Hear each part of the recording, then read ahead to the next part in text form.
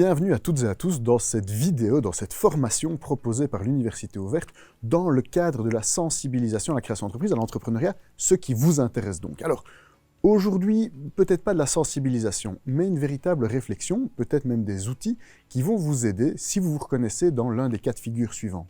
Vous avez plein d'idées, mais vous ne savez pas par où commencer, par quel bout les prendre. Vous ne savez peut-être pas trier ces différentes idées ou savoir sélectionner peut-être les meilleures. Et donc, vous êtes peut-être un peu perdu face à cet entrepreneuriat, à cette aventure que vous aimeriez prendre, que vous aimeriez suivre. Eh bien, nous allons, en quelques minutes, vous aider à bien visualiser, bien comprendre les différentes étapes, les différentes questions à se poser lorsque l'on a une idée, mais qu'on souhaite d'abord la valider avant de se lancer dans un processus d'accompagnement, de travail, ou peu importe d'ailleurs le type de processus dans lequel vous allez vous lancer. Alors, quand on parle d'idées, des idées, nous en avons tous plein. C'est même parfois difficile de s'y retrouver un petit peu. Je ne vais pas vous expliquer ici comment générer des idées. Je pars du principe que vous les avez déjà. Si vous souhaitez peut-être en savoir plus sur la génération d'idées ou voir comment avoir de nouvelles idées, eh bien, je vous invite à découvrir tous les programmes existants à ce sujet pour peut-être avoir cette première phase de réflexion. Alors, aujourd'hui, lorsque l'on réfléchit en termes de, d'idées, eh bien, nous avons peut-être un premier réflexe à avoir. Ce premier réflexe, c'est tout simplement de mettre en place ce que l'on appelle une veille, c'est-à-dire être curieux, développer cette curiosité, réfléchir à tout ce qui se passe autour de vous. Pourquoi est-ce que je vous dis cela? Eh bien, tout simplement pour deux raisons. La première, si vous manquez d'idées, eh bien, observer ce qui se passe autour de vous pourra peut-être vous aider. Mais surtout, si vous avez déjà des idées, vous n'êtes évidemment pas les seuls à avoir déjà eu cette idée. Vous êtes peut-être confrontés à d'autres personnes, ailleurs dans le monde peut-être, hein, ou tout à côté de chez vous, qui ont ce même type d'idées plus ou moins au même moment. Et donc, je vous invite vraiment à réfléchir en termes de curiosité, de veille. Il y a des outils d'ailleurs qui existent pour cela, mais vraiment d'aller chercher l'information là où elle se trouve. La presse, évidemment, est un excellent canal de départ, mais ce ne sont pas les seuls, bien évidemment. Vous pouvez découvrir tous les sites spécialisés, les réseaux sociaux peut-être, les personnes de référence dans votre secteur, et aller découvrir ce que ces personnes partagent, ce qui va vous permettre, dans une certaine mesure, de confronter finalement votre idée, ou en tout cas de vous assurer qu'il n'y a pas déjà quelqu'un qui fait exactement la même chose que vous à côté de vous. Et même si c'est le cas, ce n'est pas grave. C'est une opportunité d'adapter, de modifier, de faire évoluer votre idée, ou tout simplement, c'est l'opportunité de pivoter, c'est-à-dire de corriger le tir pour aller sur quelque chose de un petit peu ou tout à fait différent par rapport à votre idée originale. Mais donc cette veille va vous aider, à confronter, à voir s'il n'y a pas déjà quelque chose qui existe finalement, voir comment l'adapter peut-être, mais également à nourrir votre réflexion pour arriver à une idée qui est plus stable, plus structurée, peut-être un peu plus mature également. Donc vraiment, première étape, lorsque vous avez des idées, construisez votre propre veille, réfléchissez à qui peut vous aider, à quelle source d'information vous pouvez avoir, et surtout, foncez. Cette veille, ce n'est pas tout, évidemment. À côté de ça, il y a toute une série de questions, on pourrait même parler d'étapes, à travers lesquelles vous allez devoir passer vraiment des questionnements à avoir pour savoir si pour filtrer, pour tester votre idée. Alors le but n'est pas déjà de la confronter à votre entourage, le but n'est pas de la confronter au marché, mais bien de réfléchir à, selon vous, et c'est déjà un bon boulot, mais selon vous, cette idée est-elle la bonne idée? Alors, la bonne idée au sens de, finalement, est-ce qu'il y a un problème qui existe? Alors, pas un problème pour votre idée, mais un problème auquel votre idée va apporter une solution. Et donc, est-ce que c'est un problème qui compte? Est-ce que c'est un vrai problème? Est-ce que c'est un problème réel? C'est-à-dire, est-ce que je peux trouver des éléments qui me confortent dans l'idée de se dire que la problématique à laquelle je réponds est une problématique importante, est une problématique qui nécessite une solution. Et évidemment, cette problématique, il faut être capable de la définir. Alors, qu'est-ce que je veux dire par définir? Eh bien, tout simplement, mettre des mots dessus. Alors ça peut vous paraître simpliste comme ça, mais je vous défie d'essayer. Essayez déjà de formuler clairement la problématique à laquelle vous allez vous adresser.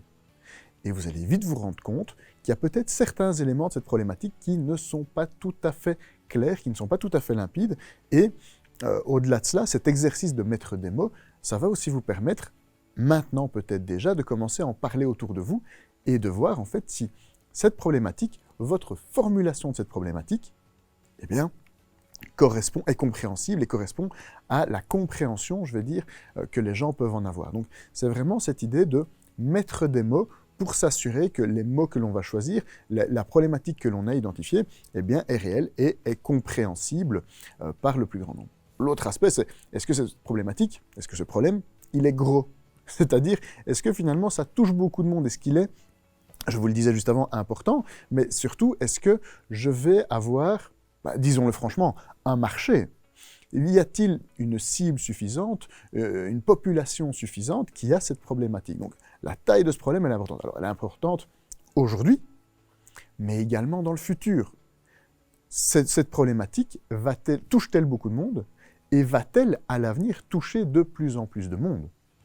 Parce que c'est très bien, évidemment, de répondre à quelque chose d'actuel, mais il faut toujours, en tant qu'entrepreneur, avoir cette réflexion de pérennité, peut-être même de durabilité dans le temps, je parle, et donc voir si, en effet, la croissance sera existante par rapport à votre marché. Donc, réfléchir à cet aspect temporel, ou en tout cas à ce potentiel, c'est une des questions, et finalement, vous allez très vite sentir cela.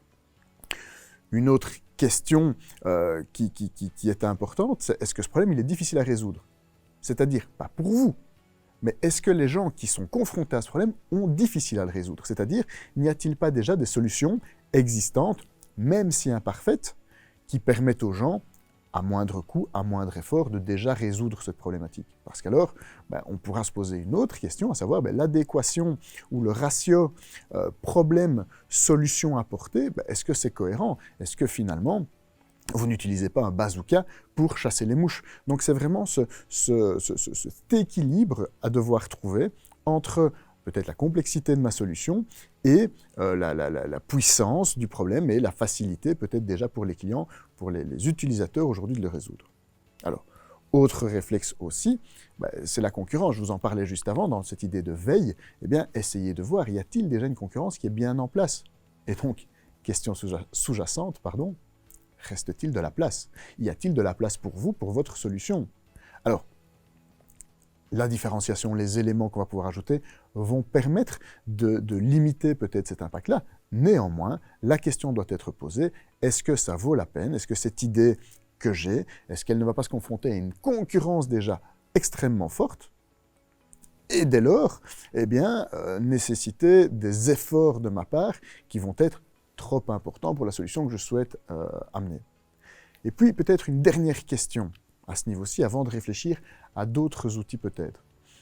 Cette dernière question, c'est qui sont les gens, quelles sont les personnes, quelque part, que vous pouvez toucher très facilement avec votre solution? Quelles sont les personnes qui souffrent le plus de cette problématique? Alors encore une fois, j'utilise le terme de problème, le terme de souffrance. Il faut le voir d'un point de vue consommateur. Mais en attendant, cette population, cette cible, ce qu'on peut appeler ces utilisateurs précoces, ces gens qui sont déjà peut-être attentifs à toutes les solutions possibles, eh bien, identifiez-les. Et vous allez voir que si, à travers ces quelques questions, ces quelques étapes, vous parvenez à identifier une problématique, à la définir correctement, à identifier le potentiel de celle-ci, à réfléchir en termes d'adéquation, je vais dire, solution, problème, et de réfléchir à votre concurrence, et qu'en plus, vous identifiez déjà ou vous imaginez déjà une clientèle sensible à votre réflexe, à votre solution, et une clientèle qui cherche une réponse à leurs problématiques, à leurs attentes, à leurs besoins, eh bien, sachez que vous avez déjà une idée sur laquelle vous allez pouvoir travailler. Vous avez mis en place une veille, vous avez répondu à une série de questions, vous avez déjà réfléchi à une série de choses, et bien maintenant, on va continuer, finalement, c'est un petit peu un entonnoir, dans lequel vous allez pouvoir nourrir cet entonnoir avec toute une série d'idées, et au fur et à mesure, vous allez voir des outils, des filtres que l'on va mettre, et bien, la bonne idée, ou plutôt les bonnes idées, vont pouvoir émerger. Et donc, si vous avez pu répondre aux questions précédentes et que vous avez toujours une idée qui vous semble pertinente, qui répond à cette problématique et qui amène une véritable solution, une véritable valeur ajoutée au marché, eh bien, on peut réfléchir à votre solution maintenant, réellement, à votre idée, à ce que vous voulez apporter. Et un filtre qui peut être efficace, alors, de nouveau, c'est parfois un peu simple, mais on va essayer maintenant de mesurer la qualité de votre idée. Alors, ne vous en faites pas, hein, c'est tout à fait subjectif et c'est juste une approche, surtout quand vous avez plusieurs idées, pour essayer de sentir, de confronter, de comparer ces différentes idées face à des critères, par contre maintenant bien objectifs, et surtout de pouvoir déterminer quelle est l'idée qui, sur base de ces critères, semble sortir du lot. On va travailler en 2 étapes. La première étape, c'est vraiment une réflexion par rapport à votre solution, votre idée, ce que vous voulez apporter. Donc, c'est la solution par rapport au marché. Dans un deuxième temps, ça va être ce projet, cette envie, par rapport à vous. Parce qu'on a parfois tendance à l'oublier, mais un des éléments, si pas l'élément moteur de la réussite d'un projet, c'est bien évidemment que ce projet vous corresponde, que cette activité que vous allez lancer corresponde à toute une série de choses par rapport à votre vie, à votre philosophie, à vos valeurs. Mais j'y reviens dans un instant. Tout d'abord, les questions que l'on peut se poser, c'est par rapport à votre idée, votre solution, votre projet, votre idée d'entreprise. Est-ce qu'elle est originale, cette idée? Alors, est-ce que finalement, c'est tout à fait innovant? Vous n'avez jamais vu ça nulle part? Ou est-ce que, c'est pas original, mais enfin, c'est efficace et finalement, faire ce qui fonctionne déjà, c'est déjà une bonne idée? Non. Les deux réponses se valent, bien sûr. Néanmoins, ici, je vais vous demander, sur base de ce critère de l'originalité, de donner une notation, une cote, une valeur presque à votre idée. Et donc, est-ce que, par rapport à l'originalité, votre idée vaut 1, c'est-à-dire, on en voit déjà partout, ou est-ce qu'elle vaut 4, je ne l'ai jamais vue jusqu'à aujourd'hui, et en tout cas, ça ne ressemble en rien à toutes les solutions existantes par rapport à la problématique donnée. Entre les deux, forcément, je ne vais pas vous l'apprendre, entre 1 et 4, nous avons 2 et 3. Les 2 et 3 sont évidemment pour dire, 2, ça va être, ça ressemble très très fort à ce qui existe, mais avec une petite touche peut-être supplémentaire. Et 3, c'est de dire, je me différencie déjà bien de ce qui est existant, de ma concurrence peut-être. Et je vous le disais, 4, là, c'est, je suis dans quelque chose de tout à fait nouveau. Vous le constatez, c'est un exercice qui est tout à fait subjectif. C'est vous qui devez réfléchir, qui devez challenger quelque part cette idée. Vous devez prendre du recul. C'est peut-être ça la plus grosse difficulté, j'aurais peut-être même dû commencer par ça, c'est surtout ne tombez pas amoureux de l'idée ou des idées que vous allez avoir. Parce que vous allez devoir les déconstruire, vous allez devoir les confronter, faire quelque part des tests un petit peu rapides, mais rapidement voir est-ce que cette idée vaut la peine que je travaille dessus, ou cette idée, c'était une idée qu'on va mettre dans une caisse, peut-être dans une armoire, et sur laquelle on ne reviendra plus. Mais donc, je reviens à mes critères. L'originalité, c'est une première chose. La deuxième chose, ce sera l'efficacité. Qu'est-ce que j'entends par efficacité? Eh bien, je reprends ma gradation de 1 à 4. Ma solution répond plus ou moins à la problématique. Vous le comprendrez, c'est inefficace. Donc, on sera plutôt sur une valeur de 1. Par contre, l'efficacité maximale, le 4, eh bien, c'est que ma solution, mon projet, ce que je vais apporter, répond parfaitement à la problématique que j'ai identifiée. J'ai réussi à construire vraiment un projet qui va couvrir toutes les attentes, tous les besoins imaginés de ma clientèle. Il y a des outils qui existent, mais là, je vous renvoie vers d'autres modules. Il y a des outils qui existent pour vraiment aller confronter au terrain ces attentes et ces besoins de vos clients, mais on n'y est pas encore. Ici, encore une fois, c'est un travail que vous faites vous-même par rapport à votre projet. Donc, j'ai l'originalité de 1 à 4, j'ai l'efficacité de 1 à 4, et ce n'est pas tout, bien sûr. Je vais avoir l'idée temporelle. On va parler d'urgence. Le terme n'est peut-être pas bien choisi, mais l'urgence. C'est-à-dire, est-ce que je sais le mettre en place demain? Est-ce que ça va être extrêmement rapide à développer? Alors forcément, Si je vais dire le temps, le time to market, donc le temps de développement, le temps de mise sur le marché est très court, eh bien, on est plutôt sur une idée de catégorie 4 dans ce cas-ci. Si évidemment, il y a encore beaucoup de choses qui doivent être mises en place, peut-être même que la législation ne le permet pas encore tout à fait, ça doit venir, on en parle, et que donc, ou que j'ai un temps de développement ou de recherche et développement extrêmement long, bah, cette idée de temporalité, cette idée d'urgence, c'est plutôt difficile. Et donc, on va être plutôt sur, comment vais-je dire, une notion de 1. On peut même réfléchir en disant, bah, en fait, si j'ai un objectif de temps, c'est irréalisable dans le temps. C'est ça le 1. Donc, cette idée d'urgence, c'est vraiment cet aspect temporel que vous pouvez analyser de ces deux façons-là. Soit le temps que cela va vous prendre, soit tout simplement le côté réalisable dans un délai imparti. Parce que forcément, votre idée, vous aimeriez peut-être que la semaine prochaine, dans un mois, dans 2 mois, dans un an, vous soyez opérationnel. Eh bien, est-ce que votre idée est réalisable dans ce temps imparti, même de manière confortable? On est sur du 4. C'est irréalisable dans ce temps imparti, il faut revoir les choses, ben forcément c'est plutôt un 1. Et finalement, ce que je vous disais avec ce côté temporel en disant mais est-ce que est-ce que c'est très rapidement réalisable, on peut se poser la question aussi de la faisabilité. Ici je parlais temporel, mais on peut parler de la faisabilité générale.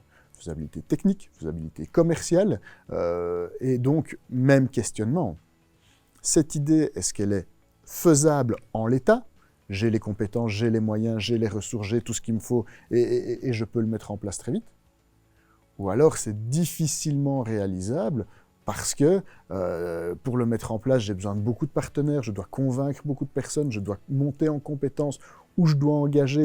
Et donc, c'est de me dire, ben, d'un point de vue faisabilité, il y a tellement de travail que dans ce cas-ci, je reviens avec ma grille de cotation quelque part, on est plutôt sur du 1. Donc, je reprends. Vous avez ces 4 éléments, à savoir l'originalité, à savoir l'efficacité, l'urgence et la faisabilité. Donc, c'est votre projet par rapport au marché.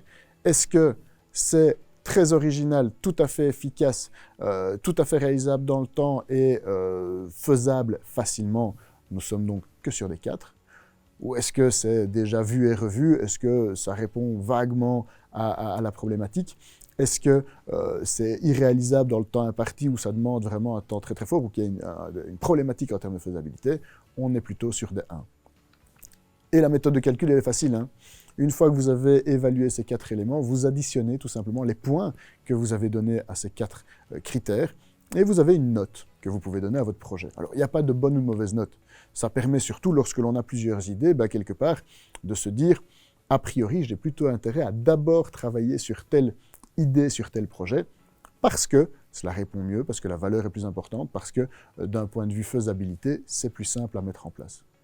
Ce qui ne vous empêchera pas, évidemment, plus tard, de revenir sur ces autres projets que vous avez peut-être mis de côté pendant quelques temps, le temps de vous concentrer sur une seule idée, sur un seul projet, parce que la réussite, je disais que c'est évidemment vous, mais en tout cas c'est votre alignement, mais c'est évidemment aussi l'énergie que vous allez mettre dans ce projet. Et donc, travailler sur un seul projet permet toujours d'aller plus vite et plus loin finalement que de travailler sur différents projets et de risquer de se disperser. Ça, c'est votre projet par rapport au marché. Mais je vous le disais, ce n'est pas suffisant. Il y a une autre réflexion qui est nécessaire d'avoir. Et cette réflexion, c'est vous par rapport à votre projet. Alors, pour cette analyse, en fait, c'est vous qui allez vous positionner par rapport à votre projet sur 5 éléments, sur 5 critères. Donc, même chose, vous allez donner une notation, une cote à chacun de ces éléments. Et dans ce cas-ci, comme vous le voyez, on va être plutôt de 0 à 10. Alors, quels sont, évidemment, ces critères et ces éléments sur lesquels vous allez pouvoir évaluer votre projet par rapport à votre vie privée? Eh bien, tout d'abord, il y a l'envie. Est-ce que vous avez envie de vous lancer dans ce projet? Est-ce que cette idée vous rend enthousiaste? Est-ce que vous avez, je ne vais pas aller parler de papillons dans le ventre, mais est-ce que vous sentez cette énergie, cette passion peut-être qui vous dévore quand vous pensez à cette idée? Si la réponse est oui, c'est que l'envie est très présente. Et donc l'envie, vous allez pouvoir l'évaluer, je vous le dis, de 0 à 10. C'est tout à fait personnel. Autre critère que vous allez pouvoir analyser, Ce sont les éléments de compétence. Est-ce que j'ai les compétences suffisantes pour réaliser ce projet? Alors, ne pas avoir les compétences n'est pas grave, hein, mais c'est juste qu'il faut le savoir. Si je n'ai pas les compétences, ça sous-entend, ça provoque différents éléments. C'est que je dois me former, je dois engager, je dois m'entourer, mais donc ce n'est pas grave. Néanmoins, est-ce que les compétences, je les ai? Et on pourrait même se dire, est-ce que ces compétences, elles sont facilement rassemblables autour de moi? Même exercice. Ces compétences, moi et ou mon entourage, 0 à 10.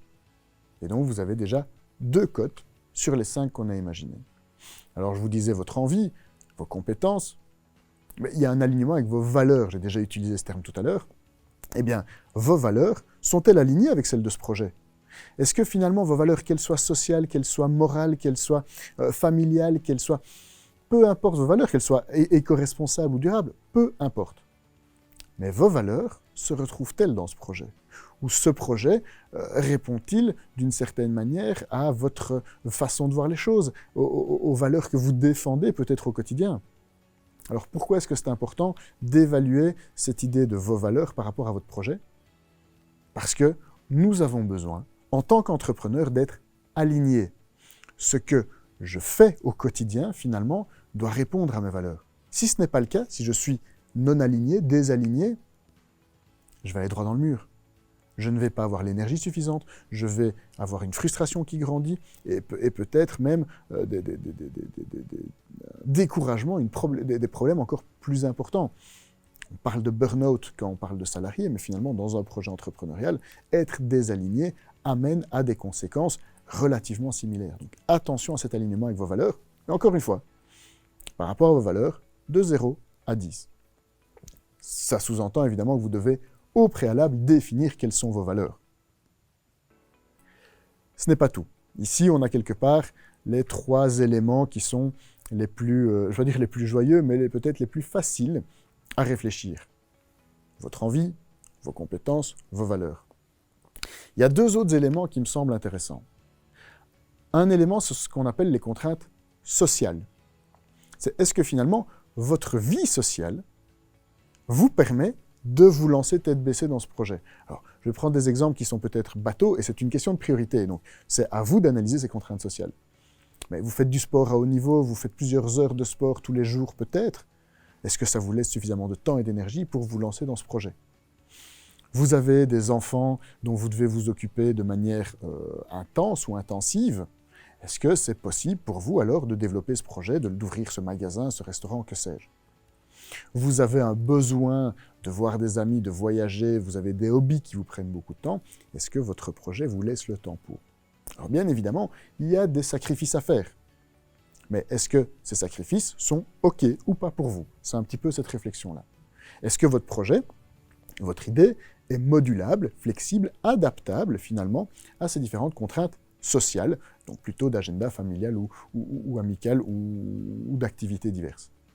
Encore une fois, votre calcul, votre réflexe va être de dire entre 0 et 10, eh bien, est-ce que cette idée correspond à mes contraintes sociales ou répond ou s'adapte à mes contraintes sociales?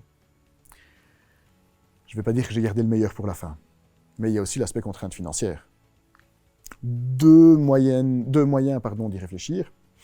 Est-ce que ce projet vous permettra d'atteindre le niveau de vie dont vous avez besoin? Donc, est-ce que rapidement vous pourrez vous payer pour couvrir les différents frais auxquels vous faites face? Ou vous avez peut-être peu de contraintes financières aujourd'hui, et donc, finalement, les projets, vous allez être moins exigeants, je vais dire, par rapport à cet élément-là, par rapport à vos projets. Et donc, il y a l'aspect, j'allais dire rentabilité, mais c'est surtout capacité à se payer. Et la deuxième chose, contrainte financière, si mon projet nécessite des investissements qui sont lourds, est-ce que j'ai le premier euro à mettre devant moi? Parce que forcément, alors il y a plein de méthodes de financement qui existent, néanmoins, il y a toujours cette idée de pouvoir aussi mettre sa pierre à l'édifice. Et donc, mes contraintes financières, est-ce que les investissements, quelque part, correspondent à ma réalité économique? Et est-ce que la mécanique, le business model, le modèle économique de ce projet va me permettre rapidement de couvrir tous mes frais privés qui sont quand même toujours là, que ce soit pour le logement, pour la nourriture, l'habillement et tous les autres frais auxquels on fait face. Vous voyez que cette réflexion-ci est peut-être plus fine que la précédente. La première, c'est vraiment un filtre, projet, marché, très rapidement, est-ce que ça vaut la peine que j'avance sur cette idée?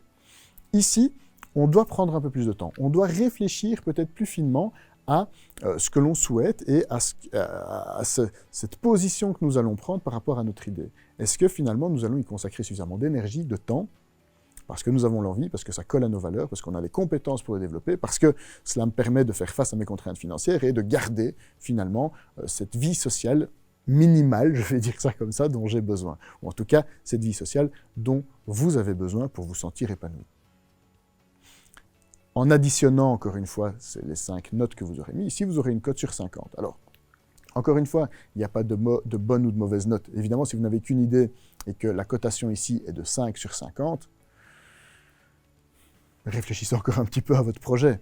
Par contre, si vous avez différents projets, c'est le même réflexe qu'avec l'exercice précédent, si vous avez différents projets, vous faites cet exercice sur les différents projets, vous avez une notation qui se met, vous pouvez très bien confronter ça, avoir une double lecture, évaluation, cote, notation, projet, marché, et cette deuxième notation que vous pouvez même additionner, réfléchir autrement, enfin, en tout cas, analyser en parallèle de cette adéquation, ce qu'on appelle l'adéquation porteur-projet finalement, hein, est-ce que ce projet est le bon pour vous?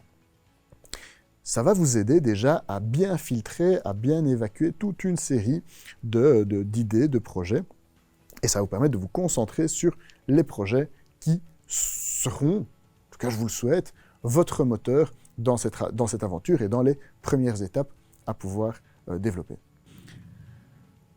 Jusqu'ici, on n'en est encore qu'à des considérations très très très générales. Et donc, il y a encore 2-3 petites choses que je souhaiterais vous partager avec vous, parce que finalement, ce sont les étapes suivantes. Et quelque part, on va déjà dessiner l'évolution, l'avancée, les opportunités par rapport à votre idée, par rapport à votre projet, qui a quand même déjà été confronté à une veille que vous avez mis en place, à toute une série de questions par rapport à son potentiel, à quelques questions pour la facilité de le mettre en place, et par rapport à vous. Donc, je veux dire, on est quand même... Enfin, voilà. Les idées que vous avez encore sur la table, à ce niveau-ci de la réflexion, ce sont des idées sur lesquelles on a intérêt à travailler, à aller un petit peu plus loin. Alors, comment aller un petit peu plus loin? Eh bien, pour moi, il y a 4 outils, 4 étapes encore sur lesquelles vous allez pouvoir vous concentrer. Ces outils, je ne vais pas rentrer dans le détail. Il y a énormément de littérature, de tutos, de vidéos qui en parlent et qui le font extrêmement bien. Mais la première chose, c'est essayer de structurer votre idée. Et pour vous structurer, je vous invite à découvrir 2 outils. En tout cas, un premier outil, on va faire plutôt dans cet ordre-là, un premier outil qui s'appelle le Lean Canvas. Et le Lean Canvas, c'est un modèle en 9 blocs qui vous oblige à vous poser quelques questions par rapport à la problématique à laquelle vous répondez, on en a déjà parlé, et aux solutions alternatives existantes, par rapport à votre proposition de valeur unique. C'est quoi que vous allez vraiment apporter? Quel est l'élément peut-être différenciant? Est-ce que vous savez le formuler sous forme de pitch, très court, hein, ou de slogan? Quel est votre avantage concurrentiel ou votre avantage compétitif le plus fort? Donc, quelle est la force de votre projet ou de vous par rapport à votre projet? Qui sont vos clients dans les grandes lignes à ce niveau-ci, mais est-ce qu'on peut déjà identifier quels sont les utilisateurs précoces? Je vous en parlais tout à l'heure, ces gens qui sont déjà disposés à tester votre solution. Ce qu'on appelle dans le jargon informatique les bêta-testeurs, hein, ceux qui vont mettre presque les mains dans le cambouis avec vous. Évidemment, on va réfléchir à d'autres éléments, tels que peut-être réfléchir un peu à des canaux de distribution, comment je vais amener ce produit ou ce service à mes clients, comment est-ce que je peux imaginer gagner ma vie, quels sont les coûts auxquels je risque de faire face, et peut-être aussi réfléchir, ma solution, hein, ma proposition de valeur par rapport à la problématique que j'ai définie, quels sont les éléments forts, les solutions fortes, les valeurs fortes que j'amène pour répondre à cette problématique, pour solutionner cette problématique. Et si vous voulez peut-être avoir une réflexion peut-être plus plus chiffré encore, vous pouvez réfléchir à des indicateurs de performance. Quels sont les indicateurs que je vais mesurer au démarrage pour m'assurer que ce projet, je le structure correctement, qu'il y a des éléments, qu'il y a une demande peut-être encore pour ce projet. Donc, ce Lean Canvas vous permet de vous poser des grandes questions. Une fois que vous êtes posé ces grandes questions, moi je vous invite aussi à découvrir le pourquoi de votre projet. Je reparle un peu des valeurs finalement, mais qu'est-ce qui vous anime? Qu'est-ce qui vous pousse à faire les choses? Qu'est-ce qui pousse votre entreprise à faire ce qu'elle fait? Ce pourquoi, dans la littérature, vous pouvez le retrouver comme étant le why, pourquoi en anglais, mais si vous cherchez, c'est Simon Sinek qui a développé ce concept, en tout cas qui le partage très très fort, du pourquoi vous faites votre entreprise. Je vous invite vraiment à découvrir cette réflexion, à vous repositionner par rapport à cela, et peut-être à déjà faire évoluer un peu votre projet. Alors comment le faire évoluer? Eh bien j'ai un premier canevas, je m'interroge par rapport à l'ADN même, à la philosophie, à l'ADN de mon entreprise, de mon projet. Et puis, je vais le structurer avec un autre outil, un autre canevas, que l'on appelle le Business Model Canvas. Alors, de nouveau, vous pouvez trouver énormément de littérature. Ici, je ne vous invite pas à compléter quelque chose de très puissant, de très complet, mais essayez, et c'est un exercice que moi je fais régulièrement, quand j'ai une idée, je mets un canevas, de nouveau, ce sont 9 cases, assez similaires d'ailleurs au premier canevas dont je vous ai parlé, je le mets sur la table, et j'essaye de faire rentrer cette idée dans ces 9 cases. Eh bien, ça me permet de faire le tour très rapidement de tout ce projet. Est-ce qu'il y a des éléments qui me semblent tout à fait farfelus, une fois que j'essaye de lire la cohérence de ce projet? Est-ce qu'il y a des éléments qui me manquent, des informations peut-être fondamentales? Et en réalité, cet exercice de jeter l'idée, le projet sur un business model, Canva, eh bien, ça me permet peut-être de dresser un premier plan d'action. C'est-à-dire, je vais aller chercher telle information, je vais aller valider cela. Tiens, je ne sais pas comment je vais pouvoir gagner ma vie, donc il faut que je creuse cet élément-là. Ou peut-être qu'en essayant de le mettre dans les 9 cases, je vais me rendre compte que ce projet est tout à fait incohérent, et donc que j'ai plutôt intérêt à le mettre de côté une fois de plus. Peut-être y revenir plus tard et le faire évoluer, mais pour l'instant, en tout cas, ne plus m'en préoccuper. Ce plan d'action, bien souvent, va faire la part belle à l'étude de marché, à l'analyse de marché. Là, on arrive dans déjà quelque chose de beaucoup plus concret, où vous allez aller confronter votre idée par rapport à votre marché. Alors, je ne parle pas spécialement ici d'aller faire des sondages, même si ces sondages peuvent déjà vous aider, vous donner des idées, peut-être certaines interviews, en tout cas, aller à la rencontre des utilisateurs précoces, de ces clients peut-être déjà attentifs, ou de ces bêta-testeurs, comme je les ai appelés, qui sont là, eh bien, allez à leur rencontre, définissez, validez avec eux que les attentes que vous avez définies sont les bonnes, que vous avez imaginées sont correctes, que les besoins, la problématique est bien réelle, et donc c'est se confronter d'une première façon, de manière très rapide d'ailleurs, le plus rapidement possible, à votre clientèle potentielle. Et donc, cette idée, vous allez la confronter face à des clients. L'autre façon de faire, c'est de réfléchir en disant, mais n'est-il pas possible de faire une version très légère, très imparfaite de ma solution, pour déjà essayer de la vendre? Si des gens sont prêts à acheter ou à s'intéresser à une solution imparfaite, alors vous vous doutez bien que votre solution, une fois qu'elle sera aboutie, aura toutes les chances de réussir et votre entreprise pourra donc démarrer sous les meilleurs auspices, ou en tout cas de la meilleure manière. Vous voyez donc que les idées que vous avez, pour savoir si c'est là ou les bonnes idées, eh bien, mettez en place une veille, posez-vous une série de questions quant au potentiel quant au problème et au potentiel de cette solution à un problème. Réfléchissez en termes de est-ce que mon idée, finalement, quand je réfléchis par rapport au marché, elle est originale, efficace, facile à mettre en place et est-ce que je peux facilement la développer? Réfléchissez à votre projet par rapport à vous, vos envies, vos compétences, vos valeurs, vos contraintes sociales, vos contraintes financières. Et puis, une fois que vous aurez déjà fait tout ça, structurez le projet. Et vous allez voir que si vous arrivez à cette phase de structuration, vous allez facilement pouvoir avancer, imaginer un plan d'action. Et je vous invite bien évidemment dans ce plan d'action à ne pas oublier d'y intégrer de vous faire accompagner. Allez découvrir toutes les structures, les partenaires même de l'Université ouverte, et vraiment vous allez découvrir un monde qui est là pour vous aider à faire que votre bonne idée devienne votre projet. Bon courage, bonne continuation, et si vous avez des questions, n'hésitez pas, nous sommes toujours là pour y répondre.